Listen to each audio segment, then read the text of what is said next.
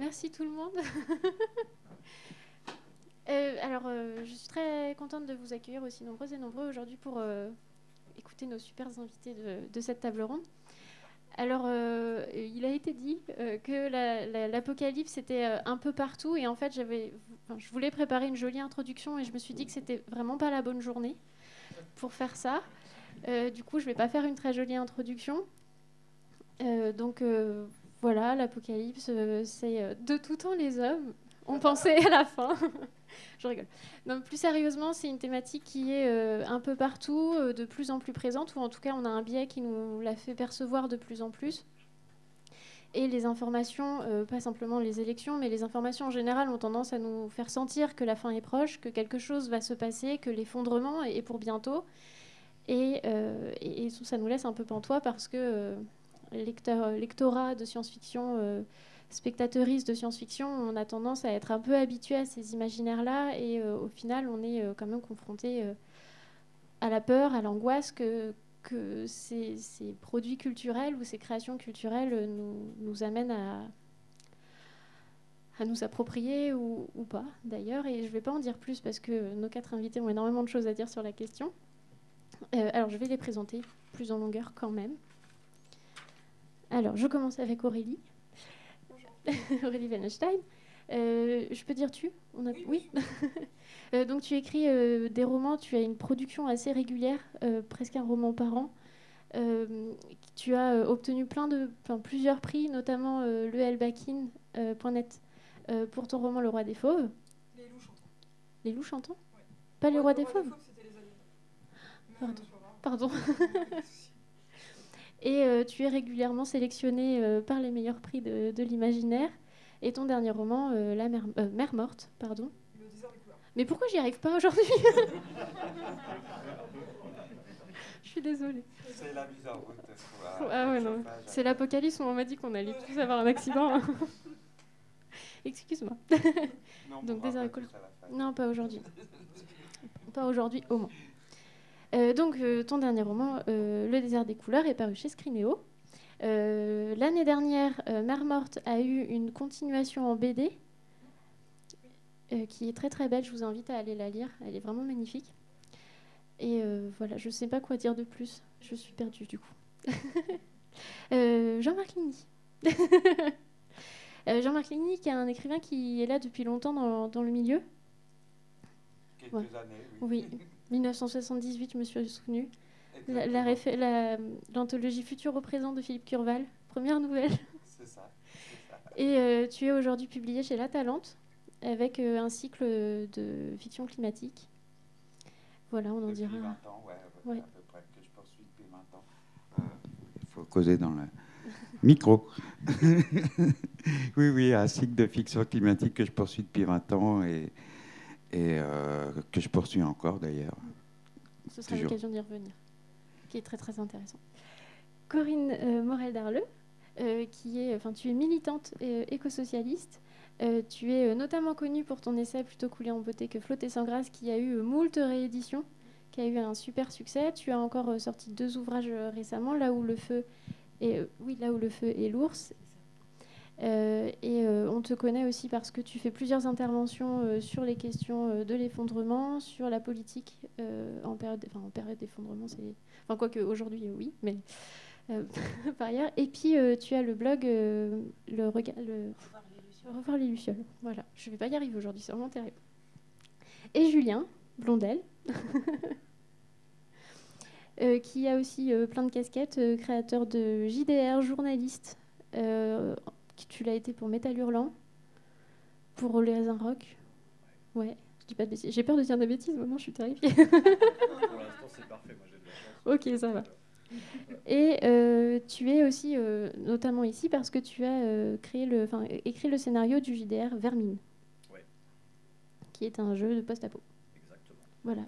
Dont celles et ceux qui étaient là hier ont pu bénéficier d'une rencontre avec Julien hier matin. Non ? T'as pas fait ça hier matin ? Si, on a rencontré beaucoup de monde. Oui, c'est un jeu post-apo. Il y a eu des parties de démonstration qui étaient filmées et sur le stand de la Cale qui fait du jeu de rôle, on a pu parler et jeu et post-apo. Et je suis scénariste de bande dessinée aussi. Oui. Voilà.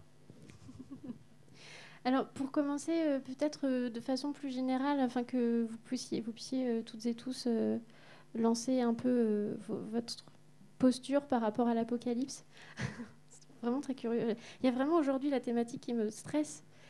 Alors, l'eschatologie, qui est cette réflexion sur la fin des temps, est quand même héritée de la religion, ou en tout cas du spiritisme. Et je me dis que... Alors, et je pense qu'Aurélie pourra me contredire, notamment avec Mère Morte, mais qu'aujourd'hui en science-fiction, l'eschatologie ou la fin des temps ou l'effondrement est peut-être désengagé de la question religieuse. Qu'aujourd'hui, on a un imaginaire qui est devenu plus laïque, ou en tout cas je prends laïque parce que tu en parles aussi dans l'essai de cette peur qui serait très immanente et pas du tout transcendante. Bah si, je suis d'accord. Je veux pas... Non, je veux pas contredire. Moi, je peux avoir un imaginaire... En fait, dans les Mères Mortes, il y a un exorciste qui... En fait, déjà, pour décrire un peu le phénomène des Mères Mortes, c'est l'humain a tué au sens propre la mer et l'océan. Et la mer et l'océan revient sous forme fantôme hanter les humains. Donc vous avez des mers fantômes qui déferlent sur le monde. Elles peuvent aller à Lyon, elles peuvent recouvrir Lyon sans problème. Elle est fantôme, elle va où elle veut. Et dans les vagues fantômes, il y a des animaux fantômes qui viennent dévorer les âmes des humains. Vous nous avez fait du mal, maintenant, on va vous faire du mal. On va vous rendre la monnaie de votre pièce. Et donc, ces animaux sont combattus par des exorcistes qui peuvent les faire disparaître pour toujours. Après, je trouve que ça reste quand même un imaginaire laïque, parce qu'il y a cette image de l'exorciste, mais c'est pas lié à la religion. Moi, c'est vrai que des fois, je touche à ça, mais c'est pas quelque chose qui m'intéresse beaucoup, parce que je suis complètement athée, donc non. En tout cas, il y a des exorcismes, mais c'est pas... Je suis assez d'accord avec la description que tu as faite.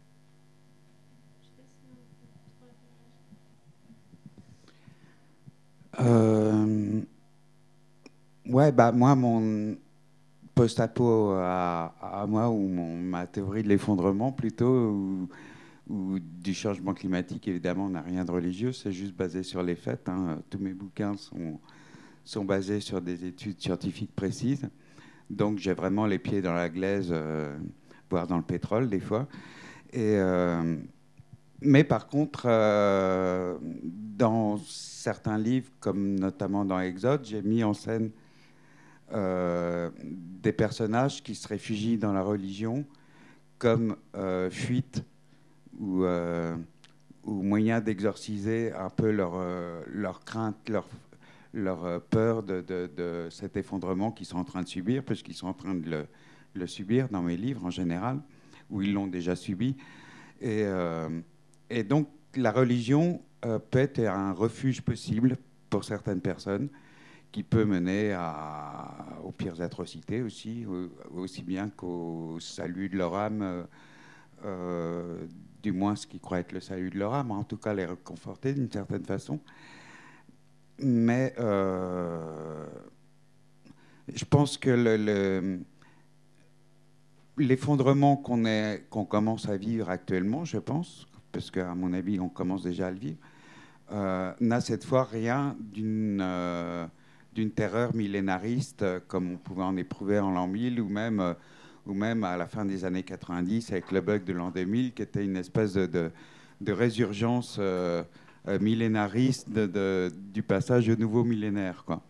Même s'il y avait déjà à ce moment-là des craintes bien réelles liées au réchauffement climatique et tout ça, on commençait à en parler assez sérieusement, bien que à cette époque c'était encore une menace potentielle et pas une réalité déjà subie, quoi.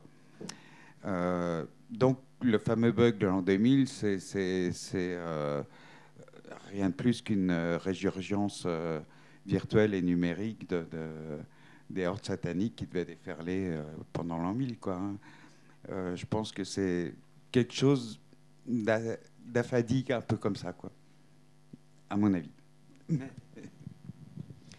Oui, moi je suis d'accord avec ce qu'ont dit Aurélie et Jean-Marc. Je pense que, on est aujourd'hui dans une situation qui qui est complètement différente et totalement inédite par rapport à toutes ces peurs millénaristes ou à une certaine eschatologie issue effectivement de différentes formes religieuses. On a aujourd'hui, enfin je veux dire, tout ça est largement documenté, même ad nauseam, j'ai envie de dire, tellement on croule en fait sous des avalanches de chiffres, d'échéances, de dates, de pourcentages, de dixièmes de degrés. Et donc effectivement, on est de plein pied en fait dans de l'objectif, dans du rationnel, dans du scientifique, sur la question climatique, mais aussi sur la question de la biodiversité et de manière générale sur l'ensemble des limites planétaires qui ont été identifiées par les scientifiques et qui sont dépassées les unes après les autres, en fait, hein, qui constituent des seuils de non-retour avec une donnée qui est la vraie donnée nouvelle de la situation dans laquelle on est et qui, pour moi, justifie que ce soit une préoccupation constante, qui est le caractère d'irréversibilité, en fait, de franchissement de ces seuils, au-delà desquels les scientifiques nous disent qu'on rentre en terre inconnue et qui sont, eux, pas en capacité de modéliser, en fait, ce qui se passe derrière en termes de phénomènes d'emballement climatique, par exemple, etc. Donc ça, c'est une première chose. Et d'une certaine manière, moi, j'ai même l'impression, en fait, que... qu'on a quitté en fait à la fois le domaine de la religion ou de la superstition, mais qu'on a presque aussi quitté le domaine de la fiction. Enfin, j'ai l'impression tous les jours que le réel tue le genre dystopique, en fait, tellement on est rattrapé de manière complètement incroyable et avec une accélération complètement saisissante là depuis 2 ans, par tout ce que la dystopie a inventé depuis les années 40. Voilà, il ne nous manque plus que les martiens, quoi. Franchement, sinon, tout le reste, on l'a eu, quoi. La pandémie, les grandes catastrophes dites naturelles qu'ils sont de moins en moins, les catastrophes nucléaires. Enfin, je veux dire, on s'est fait, là, en un temps record, tous les registres, en fait, du genre depuis des décennies. Et donc la question maintenant, c'est qu'est-ce qu'on fait avec ça ? Qu'est-ce qu'on fait avec ça dans le champ politique au sens large du terme ? Et qu'est-ce qu'on fait avec ça dans le champ littéraire aussi, qui est quand même ce qui nous rassemble ? Et ça, c'est pour après. Mais ouais. Il y a un truc que je trouve quand même fascinant, pour rester sur le rapport au divin ou à la religion, c'est que j'ai l'impression qu'il y a quand même une quête de sens ou une quête de réponse de fond qui confine un peu au rapport à une entité imaginaire. Pour moi, le post-apo, ça a évolué et ça évolue très très vite. Avant, je pense que le post-apo, c'était défini par « il va arriver quelque chose qui va mettre un terme à ce qu'on connaît ». Et de plus en plus, le post-apo se définit par ça interroge notre degré d'anxiété ou de préparation par rapport à quelque chose qu'on sent inéluctable, et on essaie de projeter ce qu'il pourrait y avoir ensuite. Et ça, sur la définition du genre ou de l'exploitation du thème, c'est vrai qu'il y a une évolution en ce moment qu'on sent, et il y a quelque chose qui n'est pas de l'ordre de la religion, encore que certains ont des chapelles, sont prêpeurs, sont survivalistes, sont régressionnistes, veulent accélérer l'effondrement d'un modèle de civilisation, sont collapsologues avec une approche plus rationnelle, plus chiffrée, on va dire. D'autres refusent, d'autres sont sceptiques, et il y a un positionnement par rapport à cet effondrement qui est présenté comme inéluctable, qui est senti, qui est vécu comme une échéance, quoi. Et je pense que ça interroge, ça soulève peut-être une quête de réponse. Avant, on s'interrogeait sur qu'est-ce qui va bien pouvoir arriver à notre monde, ça va prendre quelle forme. On n'avait que des films catastrophes sur la fin d'un monde, et on essayait d'imaginer, on était créatifs, parce qu'on avait peur, je pense, tous, de ce qui pouvait arriver à notre monde. Maintenant, on a l'impression que ça y est, on est en finale, et ce sera plutôt quelque chose de climato, sociétaux, humano, crise alimentaire, guerre civile, effondrement d'un certain modèle, accélération de la lutte pour un retour à un état plus naturel, parce que je pense que ça va attiser un peu ces envies de radicalisation-là. C'est très gai tout ce qu'on va se dire aujourd'hui. Mais je pense que les gens, ils cherchent une réponse. Et ça questionne sur notre rapport à la préparation ou à la sérénité, en fait, à l'anxiété. Et c'est comme ça aussi que on est allé se créer des divinités, des réponses à pourquoi il fait jour-nuit, pourquoi des fois il y a des étés plus chauds, pourquoi les gens meurent, où ils vont ensuite. Et dans le post-apo, il y a presque cette recherche-là, je trouve. À quoi ça va ressembler? Est-ce que ça va s'effondrer progressivement? Et ça fait très peur, parce qu'on préférait que allez, ça y est, vas-y, clac. Et après, qu'est-ce qu'on fait? Et il y a quand même ce rapport un peu mystique, personnel, un peu intime à est-ce que je me sens prêt ou est-ce que je me sens serein? Et qu'est-ce que je ferai ensuite? Est-ce que je vais me transformer? Et tout ça, qui confine pour moi d'un rapport presque à une foi. Il y a des gens qui ont un rapport différent à ça. Je pense que si on demandait à tout le monde dans la salle ce qui caractérise le rapport à ce qui se passe en ce moment-là, on sent que ça ne va pas bien se passer, mais on ne sait pas comment.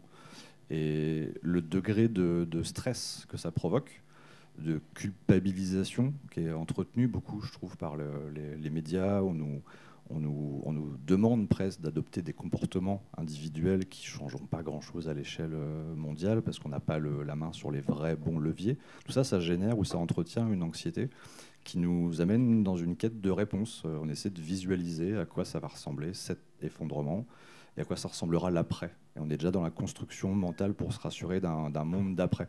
Et c'est, je trouve, ce qui a changé peut-être dans le genre ou dans les utilisations du genre. Avant, c'était quand même un genre très catastrophe, film catastrophe, le post-apo.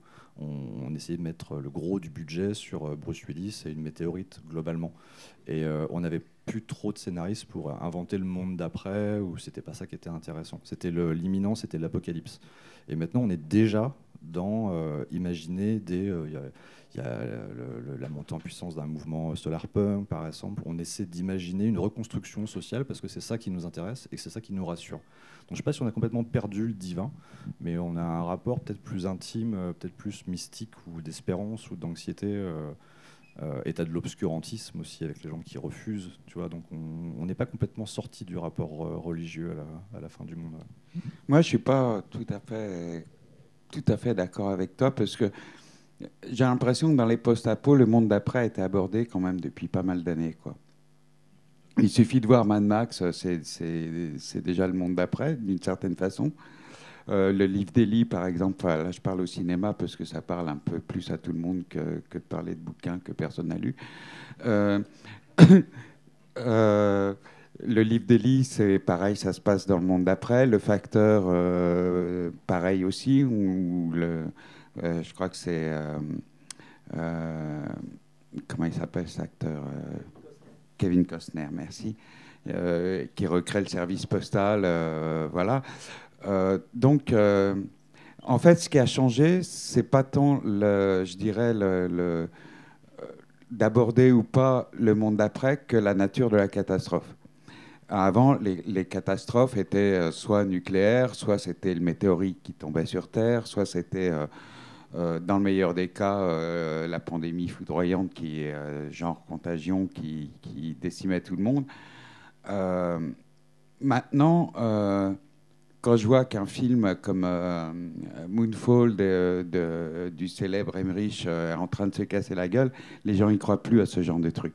Que la Lune tombe sur la Terre actuellement, c'est vraiment le dernier de nos soucis, quoi.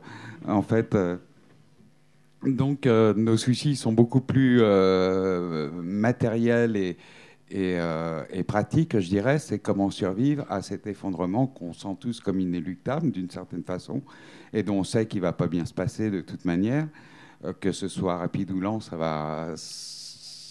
Bon, les choses vont empirer de toute façon. Et effectivement, peut-être la question actuelle que se posent les scénaristes et les auteurs, c'est comment reconstruire, en fait. Comment reconstruire, ou comment s'adapter, ou comment pourrait être ce monde d'après, finalement. Et... tout ça pour dire que je ne sais plus où je voulais en venir. mais bon, dans ce que je voulais dire, en fait, c'est que effectivement, il y a eu des tas de films catastrophes qui se passent pendant la catastrophe, et puis Bruce Willis, immanquablement, finit par sauver le monde et nous sauve in extremis de la catastrophe. Mais il y a eu des post-apos depuis déjà longtemps qui envisagent l'après-catastrophe. Et en général, c'est un monde en ruine avec des poignées de survivants. qui se démerdent comme ils peuvent, qui affrontent moult dangers, et puis qui réussissent à recréer un brin de civilisation où on peut à nouveau recevoir du courrier et puis boire un whisky. Mais maintenant, on peut s'interroger sur l'avenir de ce genre de post-apo, quoi. Je pense que effectivement, l'apocalypse en question est en train de survenir. Elle n'a rien d'eschatologique, ça n'a plus rien à voir avec Saint-Jean. Et on commence à discerner un peu les formes qu'elle prendra. Donc on sait que ça va être long, douloureux, difficile, et que moi, ça me fait fortement penser à la chute de l'Empire romain. Moi, j'ai plutôt des références historiques, là, maintenant. Voilà, à la chute de l'Empire romain a succédé 2 siècles ou 3 siècles de Moyen-Âge, qui n'était pas une période aussi obscure qu'on le pense d'ailleurs, qui a été une période de reconstruction d'une certaine façon, et qui a eu ses dérives religieuses comme on en a maintenant. Pour revenir à la première question, maintenant il y a voilà, les complotistes, c'est une forme de secte, hein, je dirais, quelque part. Donc voilà, quel monde on prépare. Je pense que ça va être maintenant la grande question des écrivains comme moi qui baignent depuis 20 ans dans l'effondrement, quoi. Ouais, je pense qu'on est enfin, sur le changement dans l'utilisation du genre post-apo, c'est plutôt ça, pour vraiment préciser. J'ai l'impression qu'on avait un genre post-apo qui était défini par l'apocalypse, par le type d'apocalypse, par les conséquences de cet apocalypse, par l'événement qu'il fait. Et on focalisait sur l'événement.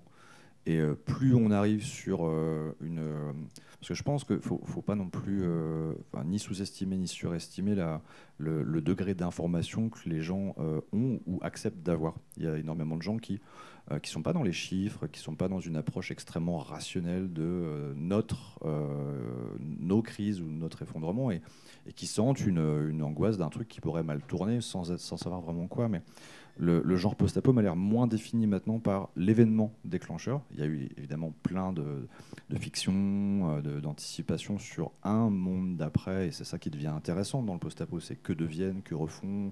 Ça questionne la notion d'humanité, de refaire société, de vivre en communauté, de rapport au vivant qu'on avait maltraité, sous-estimé, surexploité, et il devient vital, prédominant. Enfin voilà, c'est ça qui est intéressant. Mais je sais pas si je suis pas historien du post-apo du tout. Je sais pas s'il y a une date ou un nouveau courant. Moi, j'ai été marqué par The Road de McCarthy, qui est pour moi déjà une des grandes œuvres de littérature générale. Ça transcende le genre. McCarthy, c'est pas des gens qui sont présentés avec des étiquettes en amont. Et dans The Road, l'histoire d'un père et de son fils qui cherchent un nouvel espoir, en fait, on ne sait pas ce qui s'est passé. Et ce n'est pas défini par l'apocalypse, c'est défini par l'après ou la survivance d'une humanité dans une survivance d'une civilisation, et c'est tout gris, et il marche, et il n'a plus d'espoir, mais son enfant l'incarne. Enfin, voilà, et j'ai l'impression que ça fait partie des grands jalons d'une nouvelle forme de rapport à la fiction post-apo. C'est pas tant l'événement. C'est ce qu'il en reste et ce qu'on veut essayer de conserver, comment on se positionne nous en tant que lecteur ou spectateur à un éventuel après. Ouais. Exactement. Et je pense pas seulement à The Road qui a donné... on va arrêter de monopoliser.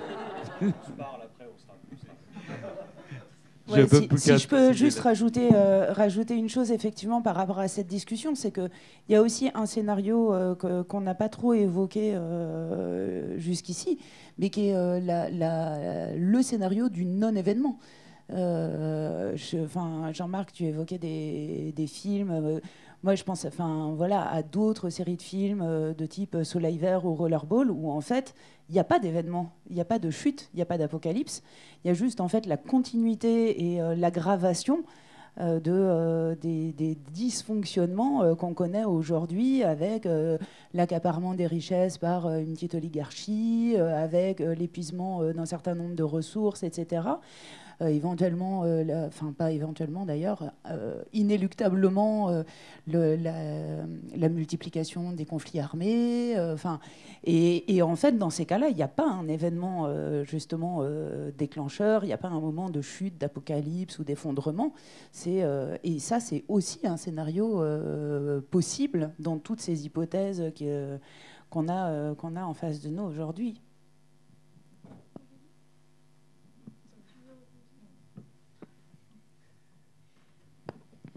Je me permets du coup de rebondir sur tout ça parce que est-ce que je dis est-ce que, mais en fait je suis pas sûre que la question implique tellement une réponse négative, mais est-ce qu'aujourd'hui, si on fait de la fiction climatique, on fait de la fiction apocalyptique, on tombe nécessairement dans la cli-fi, et de facto, est-ce qu'on peut effacer le discours politique derrière?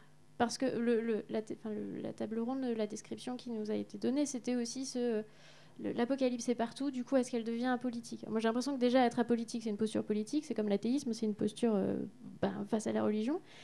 Et je me demande si, puisque les imaginaires sont périmés, puisque c'est pas les martiens ni la Lune qui vont nous tomber dessus, est-ce que le fait que aujourd'hui l'apocalypse est tellement concrète qu'on ne peut la voir qu'à travers le prisme de l'effondrement climatique, est-ce que du coup c'est la seule possibilité qu'on a d'imaginer parce qu'on a besoin de l'imaginer, mais que donc on se positionne face au capitalisme? Je sais pas si c'est clair ma question là, mais...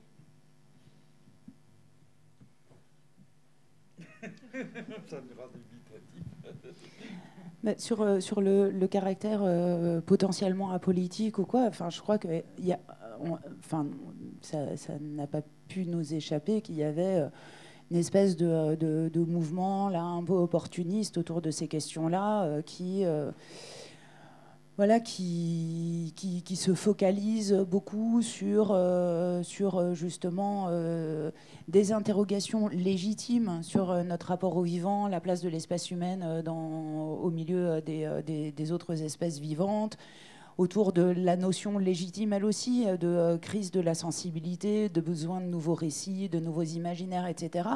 Toutes ces questions-là, elles sont légitimes et elles doivent être explorées, mais il y a plein de manières différentes de les explorer. Et c'est vrai qu'il y a, il y a un courant de développement personnel, il y a un courant de trouver le bonheur en se reconnectant avec la nature, trouver son harmonie avec le cosmos, qui est un courant qui en réalité peut vite devenir un courant très libéral. Parce que en fait, c'est un courant d'abord qui peut surfer sur une forme d'opportunisme et voire de marketing, en se disant, voilà, en fait, on a là toute une population qui est éco-anxieuse, donc on va leur proposer des produits qui viennent répondre à ça et qui sont pas politiques, qui sont juste une manière de créer une offre qui réponde à une demande, d'une part, et puis d'autre part, qui est une option qui peut aussi être très libérale, dans la mesure où ça postule que, en fait, si chaque individu remet les mains dans la terre et puis recommence à faire risette à des animaux, on va s'en sortir, que tout le monde va se reconnecter et que c'est ça qui va faire que les choses vont se remettre à l'endroit. Or, ça, c'est évidemment complètement illusoire et, pour le coup, complètement dépolitisant, parce que c'est une manière de rayer de la carte les rapports de force qui parcourent la société, les rapports de domination systémique, etc. Donc oui, moi je pense qu'il y a une approche non seulement apolitique, mais pire que ça, dépolitisante de la question. Tout dépend du point de vue où on se place, en fait. Quand on est dans le post-apo, le monde s'est effondré et tout, puis les survivants se débrouillent pour survivre et trouver des ressources, etc. Là, effectivement, l'aspect politique n'a plus tellement de sens parce qu'il n'y a plus de politiciens à conspuer, on va dire. Mais si on est en mode, je dirais actuel, pré-apo, finalement, là, je me rends compte qu'il y a, par exemple, de plus en plus de récits ou de romans sur le terrorisme écologique. Réagir contre l'inaction des gouvernements, des sociétés, des systèmes par des actions violentes de sabotage, éventuellement d'enlèvement, de rébellion, de révolte, etc. J'ai moi-même écrit un roman sur le terrorisme écologique qui s'appelle Green Noir. Et je sens que ça va être très tendance dans les années à venir, là. Que les petits jeunes de Youth for Climate et Extinction Rebellion, ils ne vont pas se contenter de faire des manifs et des sit-ins. À un moment, ils vont aller un peu plus loin parce qu'ils vont être désespérés, parce qu'ils le sont déjà. Et que l'inaction des politiques va continuer de toute façon, quelles que soient les politiques. Hein, ça, je ne me fais aucune illusion. Parce qu'eux, ils ne sont pas dans le réel, en fait. Hein. Ils sont dans une espèce de monde parallèle où les richesses peuvent croître indéfiniment et puis où les pauvres peuvent mourir, ils n'en ont rien à foutre. Donc, forcément, si on l'aborde du point de vue strictement du présent, l'apocalypse, toujours, a des origines et des conséquences éminemment politiques. Mais une fois que la société s'est écroulée, après, ça va être chacun se démerde, quoi, en fait. Ou du moins, si une politique se recrée, ça va être une politique tribale, quelque part. Enfin, moi, c'est l'impression que j'en ai, quoi. Que la survie de l'humanité va passer par la tribu, de toute façon. Que le système mondialisé, tel qu'on le connaît, là, est déjà en train de se fissurer. Et qu'il n'en a plus pour longtemps, de toute manière. Donc voilà, après, je sens aussi un nouveau paradigme, peut-être, ou une espèce de redécouverte que l'homme n'est qu'un animal comme les autres, et que plus la nature disparaît, et plus on perd nos racines, en fait. Et ce qui peut générer à la fois une certaine angoisse, et peut-être un nouveau respect pour ce monde qui nous entoure et qui nous fait vivre et sans lequel on ne peut pas vivre, mais qui peut très bien vivre sans nous. Aurélie, tu veux rebondir là-dessus ? Oui, en fait, moi aussi, je me suis pas mal interrogée d'un point de vue de romancière sur le terrorisme écologique. Donc, moi, j'ai deux héros dans Blé Noir qui prennent vraiment les armes pour les animaux et qui ont une position assez dure et assez radicale. Et en fait, je ne suis pas sûre que ce soit l'angle le plus efficace. Et par la suite, je trouve que en fait, les lecteurs, je prêche un peu des convaincus. C'est-à-dire que ceux qui sont d'accord avec mes idées, ok, oui, là, ils adhèrent, mais la plupart des autres personnes vont se braquer, en fait. Et du coup, le message ne va pas bien passer. Du coup, d'un point de vue, encore une fois, de romancière, j'ai préféré adopter une autre stratégie, et je trouve que la fiction, pour ça, est très intéressante. Le post-apo est un genre intéressant, la fantaisie, l'imaginaire est un genre intéressant pour ça. C'est-à-dire que, comme tu le disais tout à l'heure, Corinne, on est abreuvé par des chiffres, on est noyé sous les chiffres. Et c'est très important d'avoir ces chiffres-là. Mais par exemple, si je vous dis qu'il y a 1000 milliards de poissons qui sont pêchés chaque année, finalement, c'est tellement colossal qu'on ne se rend pas vraiment compte. Et c'est une masse indistincte. Alors que dans la fiction, on va parler d'un poisson. On va individualiser avec nos personnages, on va passer par l'émotion. Et ça, je trouve que c'est un angle finalement assez efficace. Et j'ai fait le choix, par exemple, dans Mer Morte, dans Blé Noir, donc je parlais de mes deux, le bouquin avec les écolos radicaux, là. Deux jeunes qui vont s'engager, on est du point de vue des jeunes et tout ça. Dans Mer Morte, je me suis dit, fais autrement, profite de l'imaginaire, profite de la fantaisie, et fais passer les gens du point de vue de l'animal. Mais invite-les à épouser le regard de l'animal. Donc c'est des scènes qui sont dures, c'est des scènes où en fait, l'animal est en train de mourir d'une situation de la surpêche, de la pollution, etc., des cirques, des delphinariums. Et on est invité, nous, un lecteur, à l'espace de quelques très courtes pages, d'épouser le point de vue de l'animal et d'être en empathie avec lui. Et je pense que là, c'est la fiction qui nous permet de faire ça. Et il y a plein finalement, de fictions qui sont très efficaces, comme Okja, par exemple, le film avec le cochon.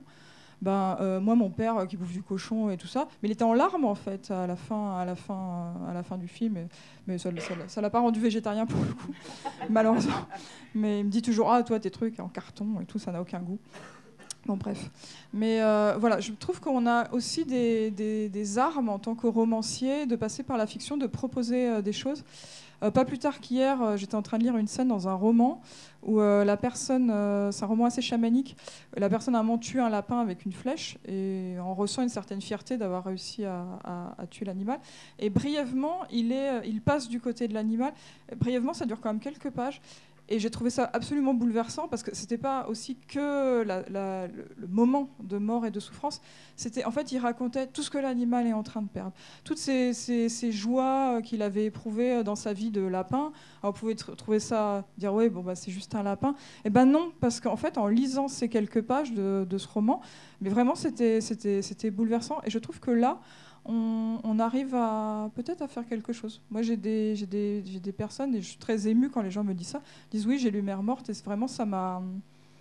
Et ben après, je suis devenue végétarien, et voilà, bah, c'est super, et bravo.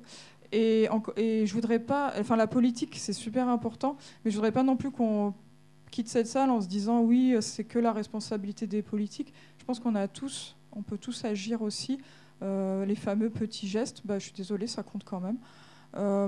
Et si on consomme autrement, ben, on va peut-être réussir à infléchir un peu cette société capitaliste. C'est assez terrible parce que en fait, c'est vraiment une balance. C'est-à-dire que d'un côté, maintenant, on est tous d'accord pour dire que les animaux ont des émotions, qui ressentent la souffrance, et c'est super parce que ça progresse au niveau des consciences. Et de l'autre côté, eh ben, y a toujours plus d'abattoirs, d'élevage concentrationnaire, c'est ça que je veux dire. Vraiment avec de la surpêche, avec de la surconsommation. Et donc bah, ces deux équilibres qui s'affrontent et on est toujours dans la mauvaise pente et la mauvaise balance. Il faut vraiment qu'on arrive à lutter contre ça. Et je crois que c'est chacun d'entre nous qui avons aussi une responsabilité là-dedans. Ouais, très rapidement, parce que je pense que tout ce qui était merveilleusement important a été dit, mais je pense que ça illustre bien, moi c'est l'impression que j'en ai, c'est un genre qui appelle à ce qu'on s'en empare de façon politique, en fait, parce que ça laisse pas indifférent. C'est aussi ça qui rapproche peut-être, il y a des courants différents, mais c'est ce qui rapproche le post-apo du grand mouvement science-fiction, où ça demande une analyse assez fine de notre société pour projeter, transposer, créer une société dans le futur, un monde imaginaire. On va dire, un des principes de la science-fiction, c'est d'imaginer un autre monde plus tard ou notre monde plus tard. Et ça demande d'avoir une conscience assez fine ou au moins un point de vue, mais des fois qui est faux, hein, sur notre monde d'aujourd'hui. Et dans le post-apo, plus ça vient, plus j'ai l'impression que les gens qui s'en emparent, et je pense aussi que le biais de la fiction est une des meilleures façons de sensibiliser, de partager un message, de communiquer, de détendre aussi, de rassurer les gens pour dire ça, c'est pas de ta faute, mais ça peut relever de ta responsabilité. On s'en empare avec forcément, c'est pas forcément un propos. La politique, c'est pas ni Macron, ni Le Pen, tout ce permaculture. C'est aussi d'avoir un regard sur une société, puis ne serait-ce que de focaliser sur un sujet, la condition animale, le rapport de l'homme au local, la cellule communautaire, familiale, proche, quel type de société on voudrait recréer. Et qu'on soit micro ou macro, la façon dont on s'en empare du genre post-apo a pour moi tendance à devenir de plus en plus politisé, au sens où tu as une démarche, tu as un message, tu as une intention, tu dis pourquoi j'ai envie d'aller vers ce genre-là. Certains, c'est parce que j'ai une angoisse, ou d'autres, c'est parce que j'adore ça, ou parce que je pense qu'il y a un gros potentiel Hollywood d'action avec des éco-terroristes, ça va marcher. Il y a aussi, je pense, la majorité des gens qui s'en emparent parce que ça les touche, et ça leur permet de créer une fiction, de proposer une fiction qui met le doigt sur un sujet, un ressenti, une proposition de société derrière. Et comparé à ce qu'on disait au début sur le post-apo défini par une apocalypse, où c'était plutôt de la fiction pure et dure, avec pas forcément de conscience ou de démarche derrière. J'ai l'impression que plus ça vient, plus les propositions de fiction de post-apo, elles sont politisées parce qu'elles sont conscientes. Elles expriment une conscience de ce que pensent les auteurs, les autrices, les créateurs, tous médias confondus, de notre société et de ce qui arrive, quoi. Je pense que ça se politise, l'air de rien, de plus en plus. Ouais, pour prolonger là-dessus, je pense que là, ce dont on est en train de parler, c'est aussi beaucoup de bataille culturelle, en fait. C'est-à-dire, voilà, quand on veut transformer une société, il y a 3 leviers. Basiquement, il y a la question des luttes et des résistances. Il y a la question de la construction d'alternatives, et puis il y a ce 3e levier qui est celui de la bataille culturelle et qui nous concerne directement là en tant qu'autrice et auteur, quoi. Et dans cette bataille culturelle, alors je serais un peu voilà, je vais venir un petit peu en porte-à-faux par rapport à ce que disait Jean-Marc tout à l'heure, c'est-à-dire que d'abord, moi, je suis vraiment très, très réticente à ce qu'on parle de terrorisme écologique pour parler de sabotage, par exemple, parce qu'aujourd'hui, pour moi, c'est justement...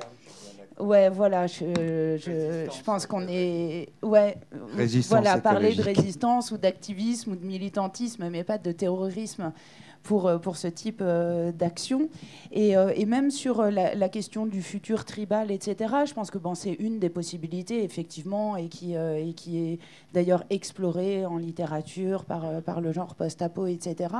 Mais moi, il me semble qu'on est encore, enfin en tout cas, j'ai envie de penser qu'on est encore dans ce moment où justement ce qu'on fait, ce qu'on dit, ce qu'on écrit peut permettre de teinter l'ambiance sociale vers différentes évolutions en fait de la société. Et en tout cas, moi, c'est ce qui me guide aussi dans ce que j'écris et dans Là où le feu est l'ours. J'essaye d'explorer justement ce à quoi ça pourrait ressembler, quoi, et ce à quoi ça pourrait ressembler sur d'autres bases. Et c'est vraiment là où toute la littérature d'imaginaire elle a un rôle à jouer, parce que évidemment, selon que les valeurs dominantes au moment où ça va vraiment commencer à vaciller, c'est des choses à base d'intelligence artificielle, de robots militarisés et de lutte pour la survie, ou au contraire des valeurs d'entraide, de coopération et d'autogestion, naturellement, ça ne va pas donner le même type de réponse collective au niveau sociétal, quoi. Et donc, voilà, moi, je ne suis pas du tout fanat des romans à thèse où vous êtes dans un roman et puis tout d'un coup, vous avez 5 pages de monologue d'un des personnages qui vous fait passer le discours de l'autrice ou de l'auteur. Mais il y a quand même évidemment une intention politique sous-jacente, plus ou moins bien amenée dans les romans de l'imaginaire ou dans les romans post-apo, soit pour alerter sur ce dont on ne veut pas, soit pour montrer à quoi ça pourrait ressembler. Et là, on retombe sur ce qu'on disait tout à l'heure, sur le rôle aussi un peu préfiguratif, pas au sens de prophétie, mais au sens de conditionnel de ce à quoi ça pourrait ressembler, en fait. Si on bifurquait, enfin voilà, on est dans du conditionnel plus que dans du futur, mais dans du conditionnel dont on aimerait bien qu'il advienne, quoi. Mais rien que sur là, il y a eu un petit moment magique sur le moment où on requalifie écoterrorisme en résistance écologique. C'est 100% politique, ça, par exemple. Objectivement, moi, je serais plutôt à parler aussi d'action, de résistance, parce que c'est aussi ma sensibilité. Est-ce que je serais capable d'imaginer des fictions dans lesquelles je qualifie ça de terrorisme, alors que je pense que c'est plutôt de la résistance, du bon sens et que c'est personnel? C'est très politique, le fait de différencier les deux, parce que objectivement, c'est une tentative de déstabiliser ou de provoquer des réactions au niveau d'un État, d'un gouvernement ou d'un rapport de force par l'action violente et la terreur. C'est une définition du terrorisme, qu'il soit religieux, qu'il soit complètement fanatique ou qu'il soit inspiré par des valeurs écologiques. D'ailleurs, ça a été remonté dans le niveau de menace ultime, maximum, là, donc que tous les renseignements généraux sont sur les réseaux de militants, d'activistes susceptibles de passer à l'acte. Ils surveillent en fait trois types de réseaux. Bon, évidemment, toutes les grandes associations qu'on connaît, XR, Greenpeace, qui sont là-dedans depuis très longtemps, les nouveaux, les émergents, ceux qui vont se durcir, les preppers, les survivalistes, ceux qui décident d'aller faire du feu dans les bois et puis qui, pour certains, s'entraînent au maniement des armes, creusent un bunker, ces jeux, et puis tous les gens qui, d'un coup, coupent leurs réseaux sociaux, résilient leurs abonnements, parce qu'il faut savoir que pour être invisible, il faut être comme tout le monde, quoi. Et dès que des gens commencent à manifester un retrait des éléments du système, ils sont sous surveillance, en fait. parce que c'est anormal comme comportement. Et si tu coches les 3 cases, tu es un terroriste en puissance. Tu es fiché E. Pour écolo, tu sais que tu vas aller dynamiter une centrale électrique, c'est fini, quoi. Tu coupes ton abonnement, ton compte Facebook, tu vas faire une manif avec des bottes de paille chez XR, et puis tu vas faire un stage pour faire du feu dans les bois, c'est bon. Voilà, et est-ce que ça fait de toi un futur terroriste, au sens où est-ce que tu vas représenter une menace pour l'équilibre gouvernemental? Ça représente à coup sûr une menace pour le système en place, quoi, qui, quoi qu'il en coûte et quoi qu'il en soit, va essayer de perdurer le plus longtemps possible, de toute manière. Hein. Je veux dire, l'essentiel de la menace climatique et tout, vient effectivement de notre comportement quotidien, de nos habitudes de consommation et tout, qui nous sont largement définies et encouragées par la pub, le marketing et les politiques actuelles dans le monde occidental, en tout cas, voire dans le monde entier. Et donc, je veux dire, dans la mesure où on veut s'extraire de ce monde-là, on devient forcément déviant. Quand on est adepte de la décroissance, on est anticapitaliste, on veut la chute du système, etc. Sauf que pour moi, la chute de ce système va être inéluctable. Et d'ailleurs, on en sent les prémices dans le sens où on sait que tous les plus riches de la planète ont déjà pris des options ou sont déjà installés sur certaines îles bien à l'abri, ou en Nouvelle-Zélande, ou en Islande, enfin des sites bien répertoriés qui pourraient survivre à l'effondrement général du système. Donc ils en sont parfaitement conscients. Ils en ont juste strictement rien à foutre, parce qu'après eux, le déluge. Donc, je dirais, s'il y a une résistance politique à apporter à ça, elle ne peut pas être faite dans le cadre de ce système-là, à mon avis, quoi.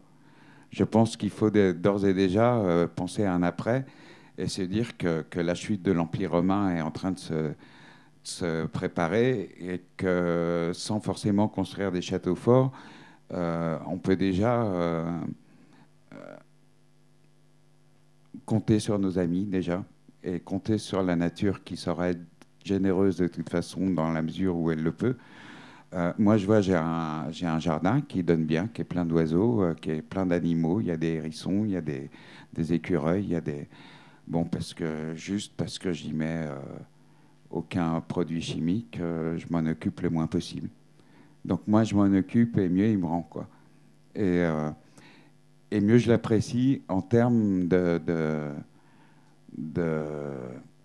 d'osmose, quoi, d'une certaine façon. Et je pense que l'être humain, en fait, plus la nature disparaît, plus il se rend compte qu'il en fait partie.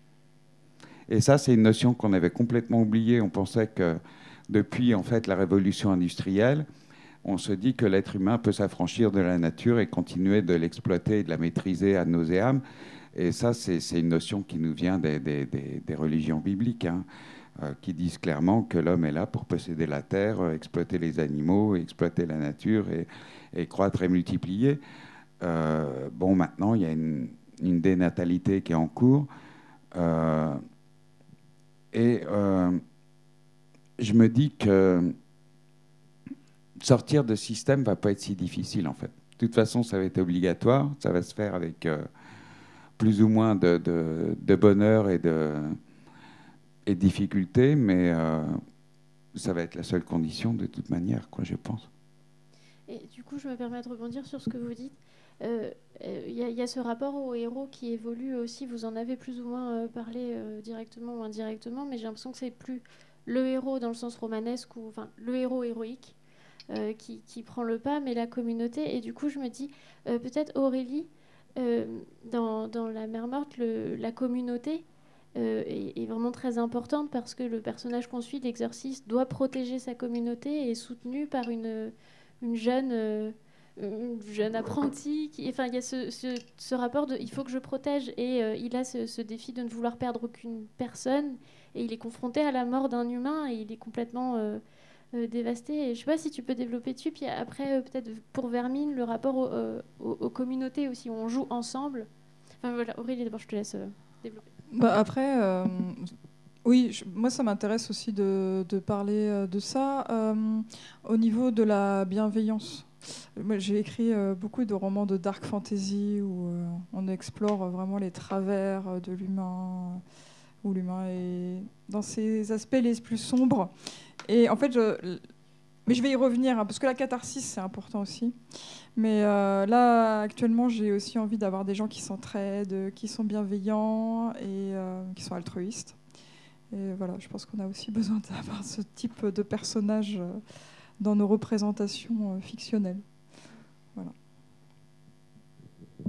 Bah ouais, c'est fondamental et c'est vrai que de la même façon, Jean-Marc, tu disais qu'on redécouvre notre rapport à la nature après avoir par la science défini qu'on la contrôlait. Maintenant, par la science, on se rend compte qu'on en est dépendant et qu'on l'a détruite, quoi. Donc, et de la même façon, notre rapport à l'individualisme et à la communauté, il est en train de changer de la même façon. En fait, on a bâti un système dans lequel chacun avait l'impression d'être seul et de devoir réussir et progresser en étant très très déconnecté des communautés autour. Et plus ça revient, plus on est en train tous, d'une certaine façon, d'une façon ou d'une autre, de recréer des communautés parce qu'on sent que par la communauté, le voisinage, les échanges avec l'agriculture du coin, moi aussi je suis en maraîchage, donc tu es content d'avoir quelqu'un qui t'amène du foin et tu as besoin d'avoir des abeilles, donc tu fais gaffe à ce que met le voisin sur son champ et tout. Et tu as une notion d'écosystème qui revient même au niveau humain, au niveau social, quoi. Et pour parler du jeu de rôle, où c'est une expérience qui, pour ceux qui connaissent un petit peu le jeu de rôle, en général, Donjon Dragon, ça parle, Stranger Things, tout ça, jingle jeu de rôle. Tout le monde crée son personnage. Tiens, moi j'ai envie de jouer un guerrier qui, moi j'ai envie de jouer un elfe noir parce que, quoi. Donc c'est très individuel la création de personnage dans un jeu de rôle.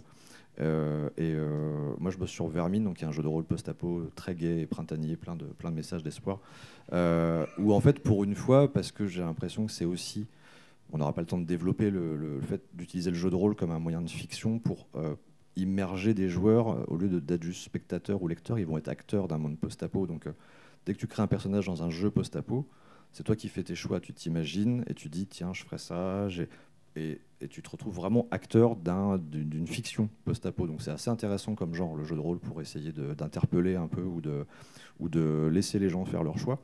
Et une des particularités de Vermine, c'est au lieu de créer chacun son personnage, les joueurs doivent se mettre d'accord pour créer d'abord leur groupe. Pourquoi vous êtes ensemble ? Comment vous êtes rencontrés ? Qu'est-ce qui fait que vous avez décidé de faire des aventures ou de vous installer ensemble, quoi ? Et rien que là, la création des personnages qui est individuelle ensuite, c'est juste un élément de mise en scène, mais les joueurs doivent décider de faire communauté dès le début pour jouer ensemble. Et ça change tout. Et en fait, tu sens que même à la table de jeu, c'est pas chacun va essayer de faire son action d'éclat, c'est que tout le monde va demander l'avis des autres avant de faire une action collective. Donc rien que ça, c'est pas politique, mais tout est politique dans ce qu'on fait, quoi.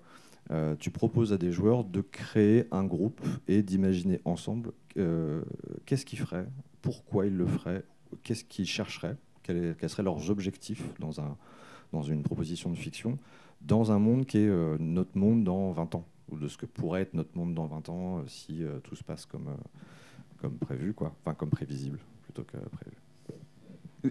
Tout ça pour dire, j'ai l'impression qu'on est peu à peu en train de passer du comportement favori du monde capitalisme, qui est l'individualisme et la compétition à outrance, à une forme d'entraide et de communautarisme et de relocalisation qui est quelque part typique des sociétés pastorales primitives, entre d'énormes guillemets, que je vais même effacer primitives et juste laisser les guillemets,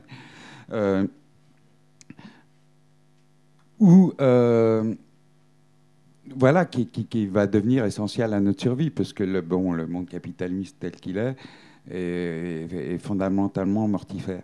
Et donc, la création de communautés va être, à mon avis, l'étape logique suivante. En tout cas, ce sera l'objet de mon prochain bouquin.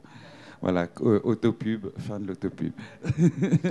Ouais, moi je voudrais rebondir là-dessus parce que je vous trouve très optimiste sur le retour sur le retour à des communautés de type société pastorale, ou même sur le retour de la connexion avec la nature et de la prise de conscience de nos interdépendances, etc.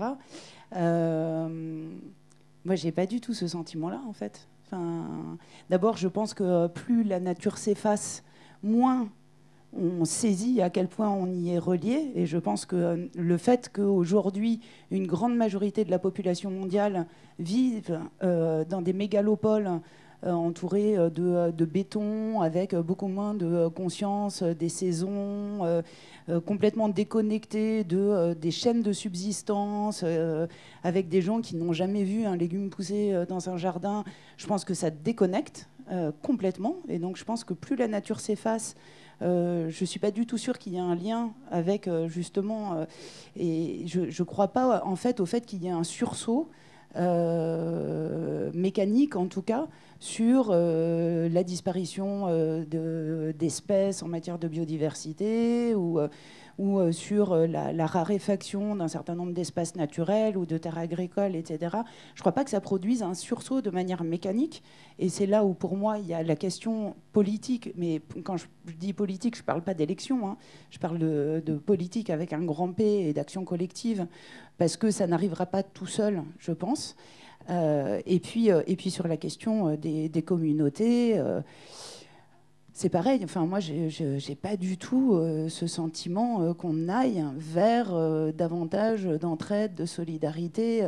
Je pense que c'est le cas dans certains espaces localement. Moi, j'ai la chance aussi d'être dans un petit village ravissant au pied du Vercors, d'avoir un potager et qu'il y ait de l'entraide dans le village. Mais je n'ai pas du tout le sentiment que ce soit généralisable, en fait. Et voilà, j'aimerais beaucoup que vous m'apportiez des exemples et des preuves qu'on va vers ça, mais moi, je n'ai pas ce sentiment-là du tout, et je crois que c'est là où, justement, il y a vraiment nécessité d'avoir des actions concertées, que ce soit dans le domaine de cette bataille culturelle ou des alternatives ou des résistances. Parce que sinon, je reviens à ce que je disais tout à l'heure sur Rollerball au soleil vert, je pense qu'il y a aussi une des possibilités, c'est qu'on continue comme ça pendant très longtemps, vu les capacités aussi de récupération du système, qui continue qui s'alimente à la fois en provoquant des dégâts et ensuite en les réparant, entre guillemets, qui en fait est présent à chaque maillon de la chaîne, dans les causes, dans les conséquences, et qui finalement peut continuer à s'alimenter, je pense malheureusement assez longtemps, en fait, des catastrophes qu'il provoque lui-même. Mais ça va coûter de plus en plus cher à un moment. Le système en lui-même n'aura plus les moyens. Déjà le coût des catastrophes naturelles actuellement, enfin naturelles entre guillemets, déjà atteint ses limites, quoi. Je pense que d'ici peu, il y a des assureurs qui vont plus assurer les catastrophes, il y a des banques qui vont couler à cause de ça, et là, le système va atteindre ses limites. Non, je pense que pour moi, ce système atteint ses limites. Et ce qui me fait dire que peut-être qu'il y a une évolution de l'état d'esprit, moi, c'est ce que je vois autour de moi en Bretagne, hein, comment peu à peu les mentalités évoluent vers un voisinage plus proche, un peu plus de localisation, un peu plus de bio, un peu plus de débrouillardise, d'entraide, etc. Et aussi l'éco-anxiété des gens face à la disparition de plus en plus évidente des insectes, par exemple, quoi. Moi, j'ai eu des gens qui sont à milieu de toute pensée écologiste, climatique et tout, genre le pilier de bistrot de base, quoi, qui me dit, mais enfin, c'est bizarre quand même, il n'y a plus de moustiques sur les pare-brises des bagnoles, quoi. Et je lui explique que voilà, c'est dû à ceci, à cela, le climat, machin, disparition des insectes. Tu sais que 80% des insectes ont... Et voilà, c'est une prise de conscience, quoi. Bon, c'est un tout début, et ça va pas assez vite, ça, je suis bien d'accord. Et je pense que malheureusement, l'effondrement qui aura lieu va provoquer beaucoup de victimes qui ne savaient pas ou voulaient pas savoir, ou il y aura des victimes. Il y aura des victimes, de toute façon, à un moment donné, il y aura des victimes. Et je pense que 8 milliards d'êtres humains sur Terre, c'est juste pas viable, quoi. Et ça, c'est une question qui est soigneusement occultée par tous les discours sur l'écologie, le climat et tout. On va se dire, ouais, faire une société, on va faire une société plus résiliente, plus en harmonie avec la nature. On va cesser d'exploiter les océans, de faire de l'agriculture intensive et tout. Mais on nourrira pas 8 milliards de personnes, quoi. Enfin, je veux dire, c'est à mon avis incompatible avec une telle surpopulation. Donc, on sent peut-être qu'il y a aussi un léger déclin de la natalité. Est-ce que ce déclin va se poursuivre et s'accentuer suffisamment pour qu'on atteigne un niveau tolérable pour la planète, quoi? Je pense que ça répond pas à ta question, à ta main tendue de donner des sources d'espoir sur la fiction, parce que moi, c'est pareil. Je vais pas pouvoir t'aider là-dessus. J'ai vraiment l'impression qu'on a la conscience d'aller droit dans le mur. Et j'aime bien ce que dit Jean-Marc aussi sur le rapport, visualiser l'humanité en tant qu'espèce. Parce qu'on n'est rien d'autre qu'une espèce, quoi. Voilà. Il se trouve qu'on a décidé qu'on était supérieur aux autres parce qu'on pouvait faire ci et ça, mais ça n'a pas duré si longtemps au final. Quand on regarde l'humanité vue du dessus en termes de développement, de potentiel d'adaptation, est-ce qu'on est adapté à vivre dans notre environnement si on n'est pas capable de l'adapter? Si on ne pouvait pas l'adapter, est-ce qu'on pourrait vivre dedans? Qui sait faire un feu? Qui sait filtrer de l'eau? Qui sait soigner une blessure même superficielle? On n'est pas nombreux, quoi. Et je pense qu'on n'est pas adapté à notre environnement. Et que c'est un peu comme le panda, quoi. Si tu t'adaptes pas, tu crèves, quoi. L'humanité, elle est condamnée à disparaître si elle trouve pas la façon de vivre en accord avec son milieu naturel. Parce que ce qu'on appelle la planète, la nature, Gaïa, la Terre et tout, c'est rien d'autre que notre milieu naturel qui est soumis à des lois qui nous a pas attendus pour les créer et tout. Et si on les comprend pas, on va disparaître et puis on sera une espèce parmi tant d'autres, quoi. On aura bien marqué notre présence, mais on va laisser la place à d'autres. Ce que je trouve intéressant, c'est juste sur ce point-là de l'espoir ou du rapport, c'est que quand on arrête de les prier, les dieux disparaissent. Enfin, en général, on a ce côté dans toutes les civilisations et dans la fiction. Et j'ai l'impression qu'on recommence à prier un peu la nature. On recommence à développer une légère conscience qui avait massivement disparu avec la vapeur, l'industrialisation. On avait décidé que la nature devait nous servir, nous subvenir, produire, être éternel et qu'on allait en faire ce qu'on voulait. Et j'ai l'impression que le Dieu revient. On recommence à prier un peu. C'est peut-être ça la source d'espoir. Est-ce que Aurélie, tu veux rebondir? Et après, on prendra les questions du public. Après, faut pas se laisser paralyser aussi par les idées noires. Je pense qu'il faut rester tous positifs, sinon on fera rien. Donc, sortons de cette salle avec espoir, s'il vous plaît.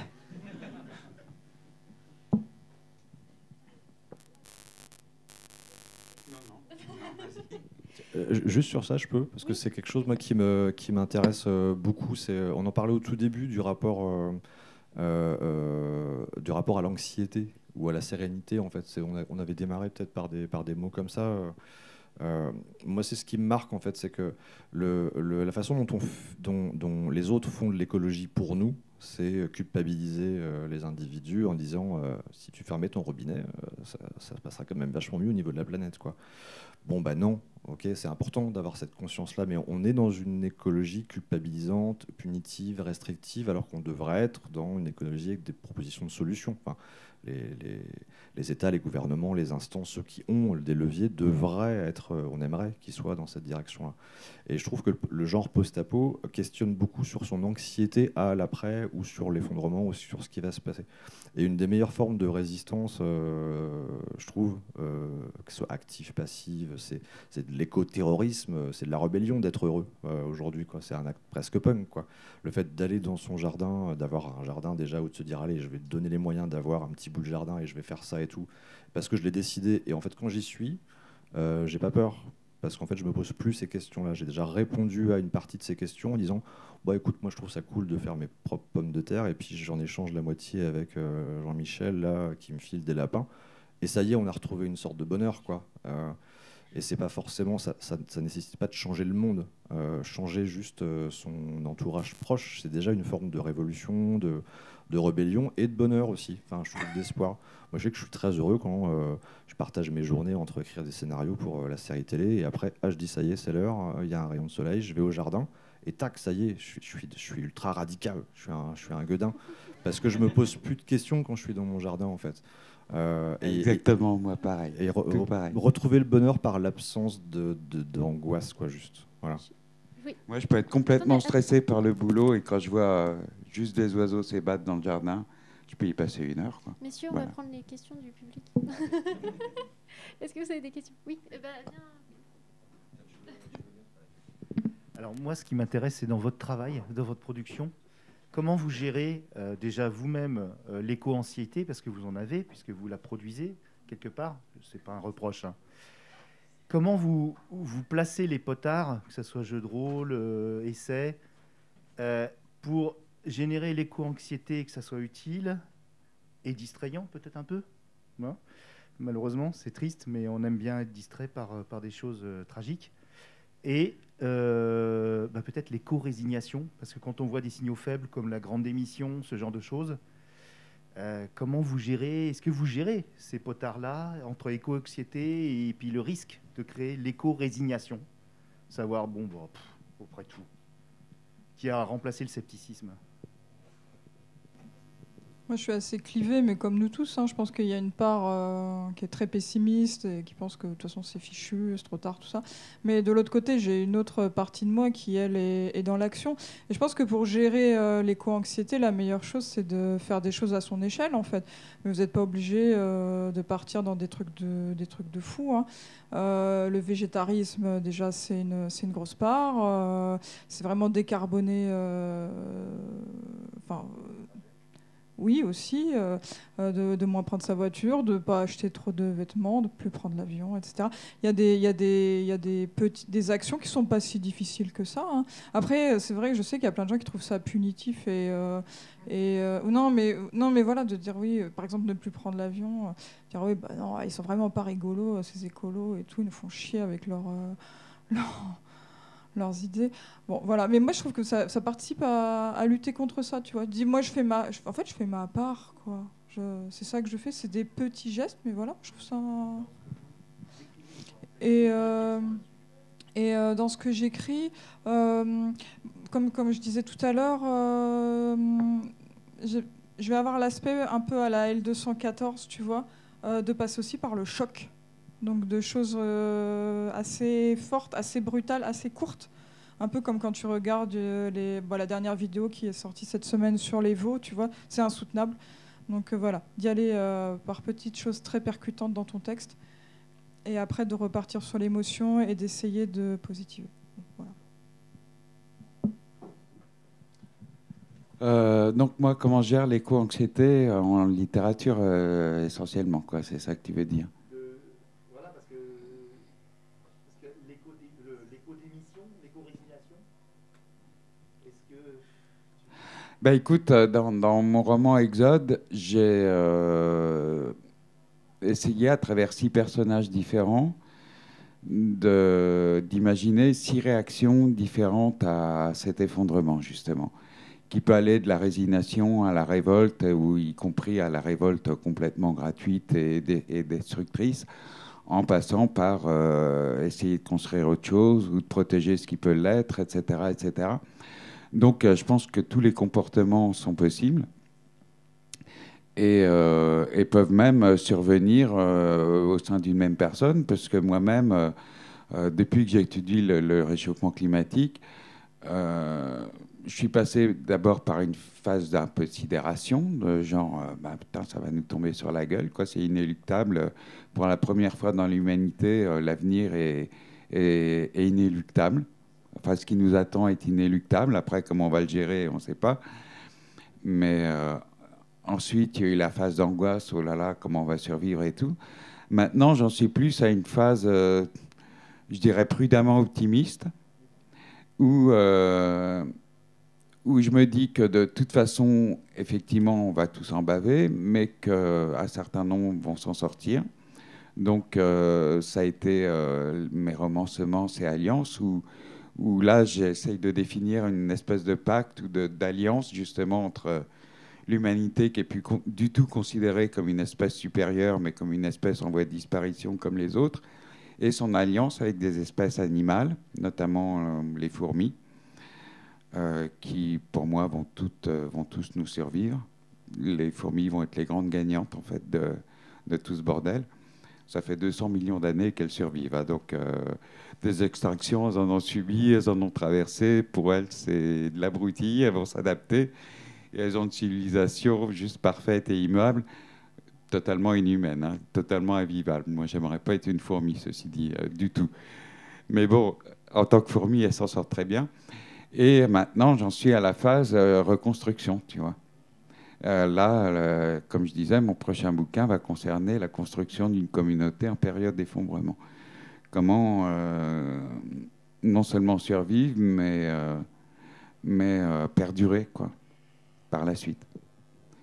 Sous quels critères et devant quelles menaces, quoi. Voilà.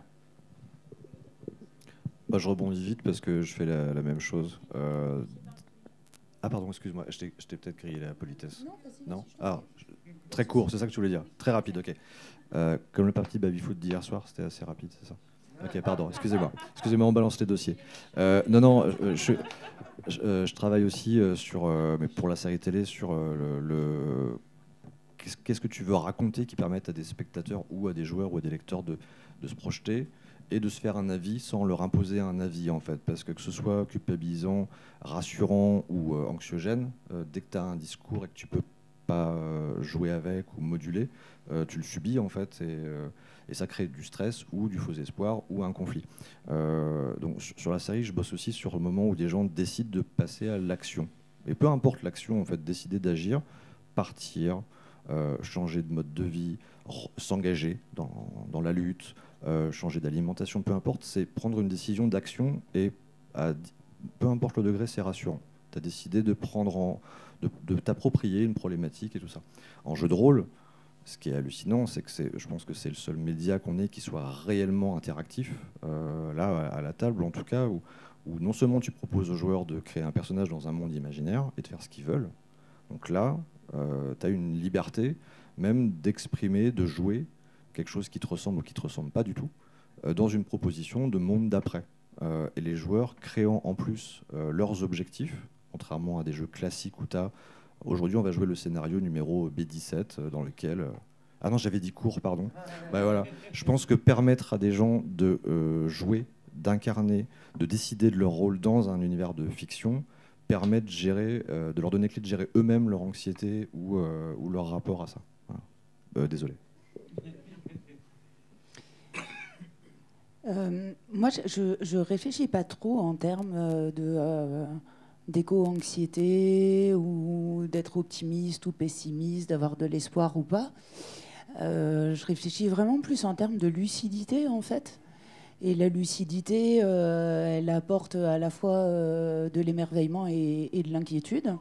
Donc personnellement, voilà, je suis plutôt dans cette posture-là. Et du coup, en termes d'écriture, mon propos n'est pas non plus de me dire est-ce qu'il faut que j'alerte ou que je rassure, ou enfin je pars du même principe. Et après, enfin bon voilà, plutôt couler en beauté que flotter sans grâce, c'est intégralement là-dessus, en fait. Donc je vais pas le résumer là en 2 minutes, mais vraiment sur justement voilà ce sur quoi on a la main, ce sur quoi on n'a pas la main. Je développe toute une idée du stoïcisme militant, de mieux cibler nos actions et d'arrêter de se faire des nœuds au cerveau et aux tripes sur des éléments sur lesquels en fait on n'a pas la main.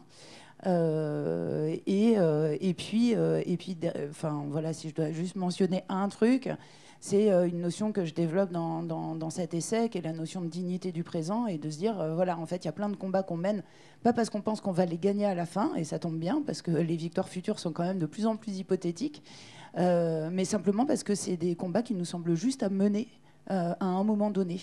Et je crois que c'est aussi un ressort très puissant, à la fois d'engagement, et non pas d'espoir ou d'optimisme ou quoi, mais juste de dignité du présent. Et Voilà, donc du coup, je décalerai un peu par rapport à ces termes d'espoir, d'optimisme, qui en fait me semblent pas du tout finalement adaptés à la situation à laquelle on est confronté. Je suis vraiment désolée, on ne va pas avoir le temps de prendre d'autres questions parce qu'on doit libérer la salle, je suis désolée. Je vous remercie à toutes et tous d'avoir été là. Je vous remercie tous les quatre pour vos apports, c'était vraiment super.